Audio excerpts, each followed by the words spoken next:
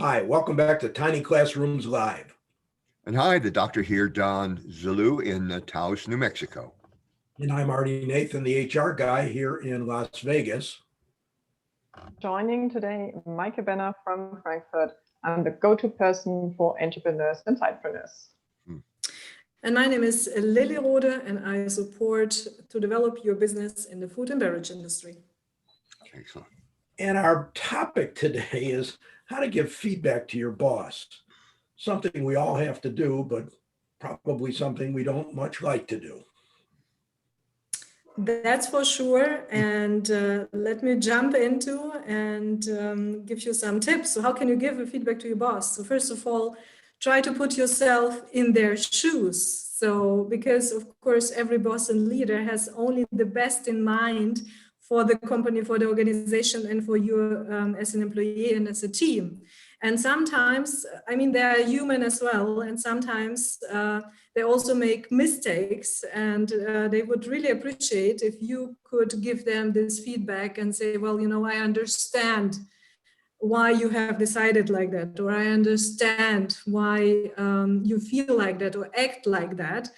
Because also when I just mirror to myself, when I was a team leader and has over 50 people, I would really have appreciated it if someone would come and say, well, Lily, you know, I understand your position, but have you thought about this, or wouldn't it be better to act like that? And so believe me, every boss would really appreciate it. Of course, approach him or her not in a bad manner and bad way, but if you say, well, you know, go and have a cup of coffee and bring this topic on the table, he or she would really appreciate it. I totally agree with you, Lily. You're absolutely right. And so team leader or middle management, they're actually the sandwich between the management who's caught, you know, up in the environment and the people beneath them in an organization. So, and to be in that position and to hear, you know, complaints all the time and all over the place, that is really not something your boss is going to like. So you don't want, you as an employee, as part of the team, you don't want to be remembered as the complaining girl or guy.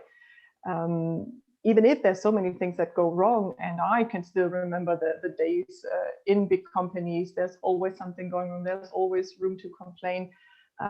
But really, you know, thinking, and as you said, Lily, relating also to the position or considering the position that your team leader is in, maybe it's really worth considering complaining a bit less, or maybe complaining to other people, or just, you know, writing your complaints down. And if there's like 50 points on the list, maybe it's time to look for a new job or found your own company. Those are all very, very good things so far. Thank you both. And I think maybe the third important element of this is to have a plan. You know, as a leader myself, and I'm sure all of us on this call who've led other people, really don't need to hear about the problem from people. We need to hear about the solution. And so it's very, very important that when we're going to register a complaint or identify a problem, we should discuss what we've done about it so far and what we plan to do to address it. The problem as you've observed. And if you're not sure whether you should pursue a particular action, you should ask when you provide your feedback with your boss. And so the aim of thinking about what actions you can take is to help yourself to be seen not just as somebody who finds problems, but also someone who seeks solutions and acts to fix the problems that you observe. And that attitude is going to help your bosses to see you as someone who truly has the organization's best interests at heart, that you're creative, that you take initiative, and that you understand how to think through a problem to get to a solution. And this will help you in your career. That's right. And you know, not every bit of feedback you give to your boss is going to be accepted or even implemented. So don't get frustrated if it isn't. Just keep trying. And remember that the best bosses are those who surround themselves with great people. And the trick is to always be encouraging them to give you feedback. Have an open door. Compliment them when they do. Help them when they're talking to you to understand the issues better.